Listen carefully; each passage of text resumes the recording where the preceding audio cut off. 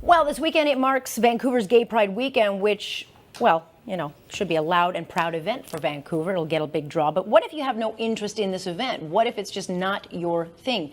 Even if you're gay, let's say, does that make you a homophobe?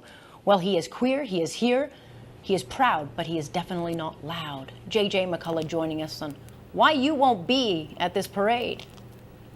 I won't be at the parade because, frankly, I find it quite gross and distasteful. I mean, I don't particularly, despite being gay myself, I don't particularly enjoy seeing, strange men parading around in, bikinis and pants with no backside to them, and, women in bikinis and people in S&M bondage gear, and all of the other sort of traditional things that you see in these gay pride parades. I mean, what I've really come to resent is that the idea that as a gay person, I sort of have to buy into all of this sort of like licentious, exhibitionist kind of culture in order to sort of be self-actualized or in order to be proud. The idea that one's attendance at this kind of spectacle is now society's sort of litmus test for whether or not you are proud to be gay, whether or not you're comfortable with your sexuality, and also, increasingly, this is also the litmus test of how we prove sort of the pride of what we call allies, people that are cool with homosexuals.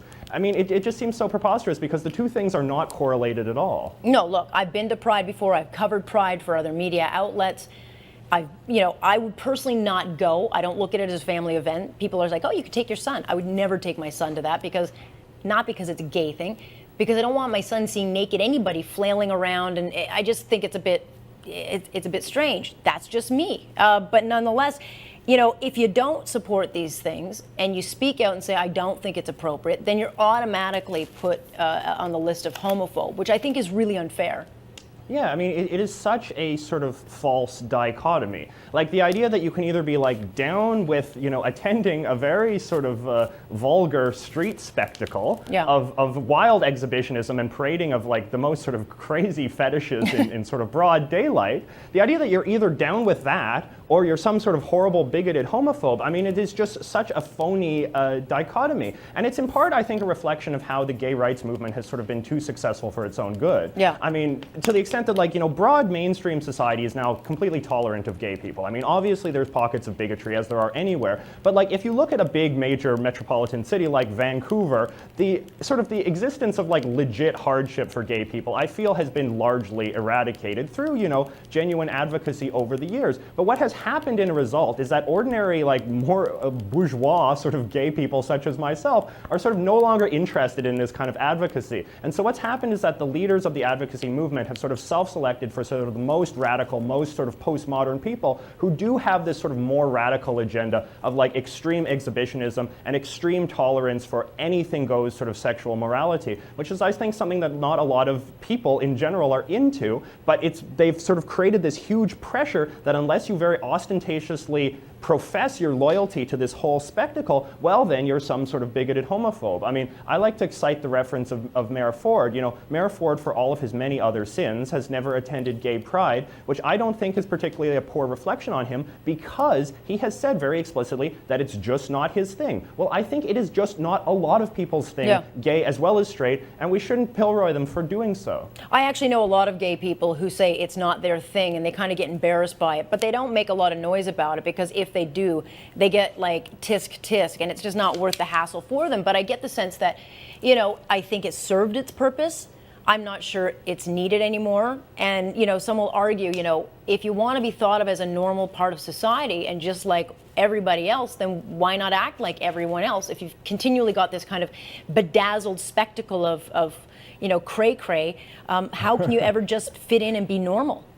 Yeah, well, I mean, that's a very good point as well, how monstrously sort of counterproductive it is in many senses. I mean, when you look at sort of, I was looking at some photographs of like the first gay pride parades in like the 60s and 70s, and it's just ordinary people wearing in their ordinary clothes, holding hands with their partners, maybe having a sign that says like, I'm gay. Because back in those days, the point of it was to sort of show that gay people are just like everybody else. Yeah. Gay people walk among us. Gay people are your, brothers and sisters and daughters and sons and whatnot. But now, of course, things have shifted in such a sort of much more radical and sort of bizarre direction. And the counterproductive part is that it seems to reinforce negative stereotypes. So if people are still holding out suspicions that gay people are these sort of licentious, decadent weirdos, well, then you're never going to get more proof of that than watching your average gay pride parade, which holds itself up as saying, this is sort of the essence of the homosexual identity. And I say, no, it's not.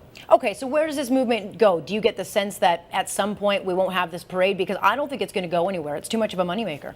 Oh, it's a huge moneymaker, and I mean, that's the whole other interesting angle about it, is, I mean, you look through the gay pride pamphlets, as I was doing the other day, and it's all just these huge corporations just trying to advertise and get their message out to the gay community, as well as all of these, grinning politicians who are so eager to prove their, their loyalty to the GLBT sort of scene. I mean, a lot of these parades now are a lot of the floats in the parades are, again, either run, they're either to raise awareness of politicians, political parties, or to raise awareness of, banks and cruise ships and sort of various other products that they feel they can market to a captive audience. So, I mean, it's become a huge racket. I mean, this is the way that movements often go. They start out with the best of intentions, they fulfill their goal, and then they just descend into a kind of money-making racket lunacy. that is really, yeah. So, I mean, in essence, has the gay movement, outed itself? It's jumped the shark, I suppose you could say. No, absolutely. I would say so. I mean, I think that this. But you still, JJ, you say that, and we've acknowledged that. Okay, it's just become too big, and it's taken on too many other meanings, and it's become too commercial. But you still can't say anything about it because then you're still being perceived as homophobic. Well, so it'll never really be one of those things that you can just say, okay, enough, we've done enough. Because if you stop it, the lobbyists will come after you. I guess so, but I mean, I think that it behooves sort of gay people themselves to speak out. I mean, I wrote a column about this recently, and a number of my straight friends say, like, oh, well, what do other gays think? Are you just some sort of weird outlier? And I say, no, I'm not a weird outlier. I hear this all the time from other gay people, that they find this very repellent and not reflective of who they are. So I think it's important that gays themselves sort of mount some sort of resistance to this and say, this is not really being done in my name, this is not reflective of who I am, and this is not, frankly, an agenda that I'm eager to foist on anybody else. This is a movement dominated by a radical fringe, and we should be more comfortable identifying it as such. Yeah, I just don't see it happening. I just don't. I just don't see it happening. I mean, I just think people are very cowed. People are very intimidated. I mean, and a lot sure of they gays are, and that's why it won't afraid. happen. It'll take one loud voice on the left or those radical groups who will admonish you as soon as you say, "Look, I think it's outlived its purpose," and maybe they'll call you after the show and say, JJ, you're taking our movement back and you're bringing shame. But nonetheless, they've got a very loud voice, and I get the sense that will scare a lot of people off from actually just saying what it is. Well, I think that gays have a lot more credibility criticizing than straight people do. I mean, obviously, you can say a lot more than I can say. No, it's the same thing. And I mean, the most productive voices of criticism of any identity politics movement are obviously come from those within it. It's the same way that, the most valuable critics of sort of big feminism are other women, right? Mm-hmm. Yeah, like I can say lots of stuff about women. You can't, or you're a misogynist. You can say more in your movement because you're part of that movement. Nonetheless, what are you going to do this weekend? What am I going to do this weekend? Yeah, I don't know. Other than get admonished for your opinion on this. Sit at home and read quietly? I don't know. I mean, like, this is the thing. I mean, being gay is not this huge identification. It's not a lifestyle in many respects. It's just a sexual orientation. I happen to like men instead of women. That doesn't dictate anything else particularly interesting about me. And I think it's very important that society realize that. Well, maybe you should get your feather boa on while you read your book, and then it'll make you feel like you're part of the fun. Got to leave it there, JJ.